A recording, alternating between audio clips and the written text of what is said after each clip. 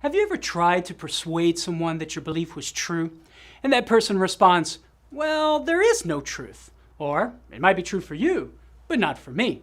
It's a pretty frustrating experience. This way of thinking, called relativism, can impede any sort of rational dialogue. The view that truth, that is what is real, is relative to the individual is what some scholars call I say relativism. As U.S. Supreme Court Justice Anthony Kennedy wrote in the 1992 landmark case Planned Parenthood versus Casey, quote, "At the heart of liberty is the right to define one's own concept of existence, of meaning, of the universe, and of the mystery of human life," close quote. In other words, in I say relativism, the individual determines what is real rather than discovers what is real. In order to engage in any sensible discussion about truth, we must first overcome the obstacle of relativism. So, what can we say in response? First, we can ask, is it absolutely true that there is no absolute truth? If a relativist responds yes, well then the statement itself is an absolute truth. But this is a contradiction.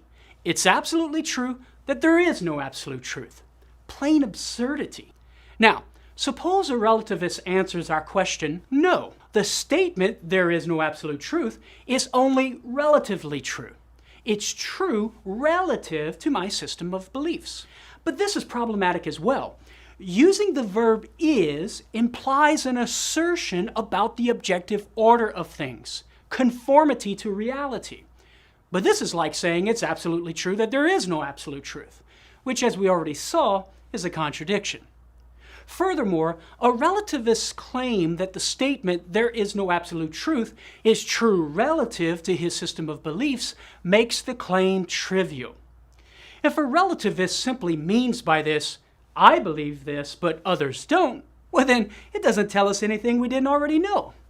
If a relativist means, "This is just my opinion, take it or leave it," well then there's no need to pay any attention to it. To put it frankly, if a relativist is not going to make a claim about reality, well then, who cares? Why should we be concerned with such trivial matters?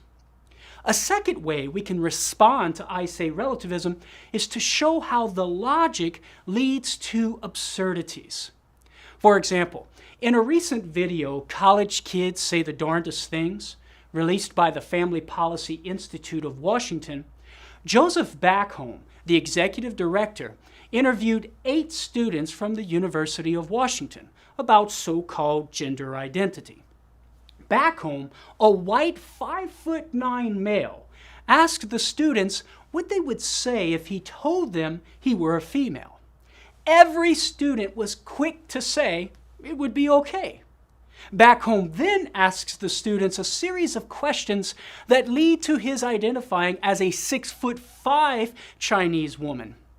Although a few of the students were a bit hesitant to affirm Backholm's assertion that he's 6'5" and Chinese, they concluded it would be within his right to identify as he pleases.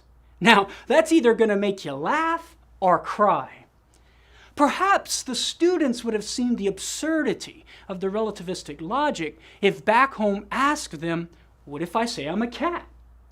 Now, lest you think such claims are outside the realm of possibility, check out the story of 20-year-old Nano from Oslo, Norway, a young woman who claims she's a cat trapped in a human body. As she explains in an interview with a Norwegian reporter, she was born in the wrong species. The absurdities that follow from I say relativism continue.